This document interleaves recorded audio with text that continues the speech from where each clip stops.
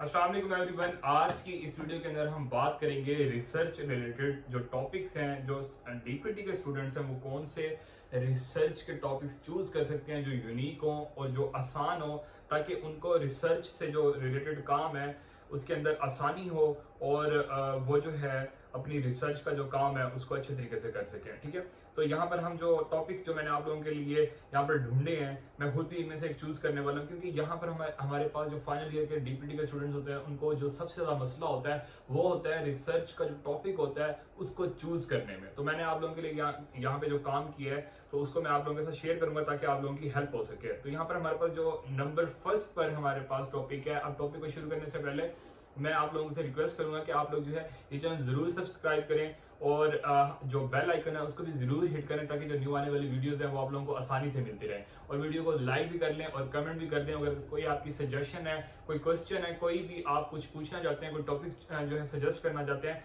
तो जो है कमेंट बॉक्स के अंदर जरूर जो है अपनी सजेशन दे सकते हैं। इसके अलावा अब यहाँ पे जो टॉपिक्स मैं स्टार्ट करूंगा तो साथ साथ जो है टॉपिक स्क्रीन के ऊपर भी आएंगे, आप लोग जो है साथ साथ राइट डाउन करते जाएंगे, अपनी डायरी के अंदर अपना जो रजिस्टर है वो साथ लेकर बैठेंगे। और इसके अलावा जो है मैं डिस्क्रिप्शन के अंदर भी जो है लिंक भी दे दूंगा, ये जहां से मैंने लिए हैं टॉपिक्स, आप जो है वहां से जाकर इन जो टॉपिक्स है उनको पढ़ सकते हैं। इनकी जो रिसर्च है जो जो आप जो है इनकी फैक्ट शीट जो है वो भी बना सकते हैं। इसके अलावा जो है आप लोग जो है डिस्क्रिप्शन के अंदर भी इन चीजों को जो है इन टॉपिक्स को मैं लिस्ट डाउन कर दूंगा, आप लोग वहां से भी राइट डाउन कर सकते हैं, नोट डाउन कर सकते हैं। अब यहाँ पर हमारे पास जो फर्स्ट टॉपिक आता है वो आता है what are DPT programs and practices and attitudes related to population health prevention, health promotion and wellness. तो ये हमारे पास फर्स्ट टॉपिक है। इसके बाद हमारे पास जो दूसरे नंबर पर टॉपिक आता है वो आता है measurements of mobility and physical function in patients which are hospitalised with hip fracture. इसके बाद हमारे पास जो थर्ड नंबर पर हमारे पास जो आता है वो टॉपिक आता है the role of exercise self efficacy in exercise participation among women with resistant fatigue after breast cancer. Breast cancer आप लोगों को पता है आजकल बहुत ज्यादा है वुमेन्स के अंदर, और ये जो है इस पेशेंट की जो सैचुरेशन है आप लोगों को आसानी से हॉस्पिटल्स के अंदर मिल सकती है। इसके ऊपर आप जो है आसानी से कर सकते हैं, ये यूनिक टॉपिक होगा डीपीटी के स्टूडेंट्स के लिए। इसके अलावा जो है आप Mulligan concept and its application in the management of spine conditions, ये टॉपिक भी चूज कर सकते हैं कि स्पाइन के जो मसले हैं, जो रीढ़ की हड्डी से मुतालिक जो लो बैक पेन हो गया हमारे पास नॉर्मली जो पेशेंट्स आते हैं उसके अंदर हम मुलिगन जो कंसेप्ट है या मुलिगन जो टेक्निक्स हैं उसको अप्लाई करते हैं और इसके जो रिजल्ट्स हैं उनको जो है नोट डाउन करते हैं, उनकी वैल्यूज को जो है नोट डाउन करते हैं और फिर जो है हम अपनी रिसर्च के ऊपर काम करते हैं। इसके अंदर ये हो सकता है। इसके बाद हमारे पास जो फिफ्थ नंबर पर हमारे पास आता है टॉपिक वो आता है Mulligan versus Maitland mobilisation in patients with chronic low back dysfunction. Low back pain के अंदर आप लोग जो है कंपेयर करेंगे मुलिगन को जो है मेटलैंड के साथ। इसके बाद हमारे पास जो सिक्स नंबर पर हमारे पास आता है वो आता है Mulligan and Maitland in neck pain. Neck pain के अंदर भी आप मुलिगन को और जो है मेटलैंड को अप्लाई करके या जो है आप देख सकते हैं कि इसके अंदर कौन सा बेटर रहेगा और कौन सा जो है अप्लाई कर सकते हैं, कौन सा नहीं कर सकते, कौन सा जो है आपको जो है बेहतर रिजल्ट्स दे रहा है। तो आप लोग इस चीज के ऊपर भी जो है रिसर्च कर सकते हैं। इसके बाद हमारे पास आता है सेक्रोइलिक ज्वाइंट पेन। सेक्रोइलिक ज्वाइंट पेन के ऊपर भी आप रिसर्च कर सकते हैं।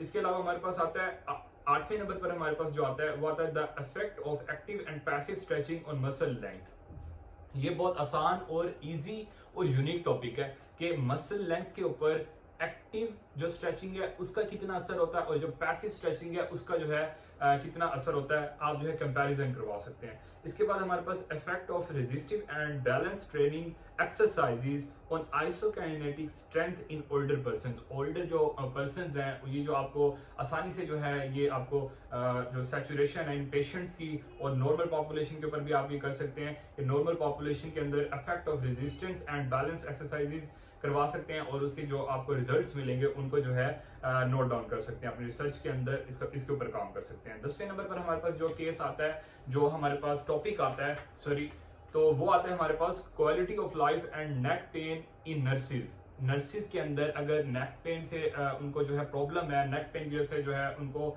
बहुत ज्यादा जो है उनकी क्वालिटी ऑफ लाइफ जो डिस्टर्ब हो रही है उस चीज के ऊपर आप जो है रिसर्च कर सकते हैं। Relationship of back and neck pain with quality of life in general population. ये आसानी से आपको पॉपुलेशन मिल सके, जनरल पॉपुलेशन के ऊपर आपने करना है कि आपने रिलेशनशिप ऑफ नेक और बैक पेन देखना है, और उसका जो रिलेशन है ना नेक और बैक पेन का जो रिलेशन है वो आपने क्वालिटी ऑफ लाइफ के साथ करना है कि क्वालिटी ऑफ लाइफ कितनी डिस्टर्ब होती है, उनकी डेली एक्टिविटीज कितनी डिस्टर्ब होती है अगर वो नेक और लो बैक पेन के साथ जो है उनका कोई मसला चल रहा है। इसके बाद जो है आप 12वें नंबर पर जो टॉपिक चूज कर सकते हैं वो है development of neck pain and risk score for predicting and non specific pain with disability in office workers. मैं इसको दोबारा बोल देता हूँ, development of neck pain and risk score for predicting non specific neck pain with disability in office workers. जो इसका link है मैं आपको डिस्क्रिप्शन के अंदर दे दूंगा। ये वाली जो पॉपुलेशन है ये भी आपको आसानी से मिल सकती है, ऑफिस वर्कर्स के ऊपर आप लोगों ने काम करना है।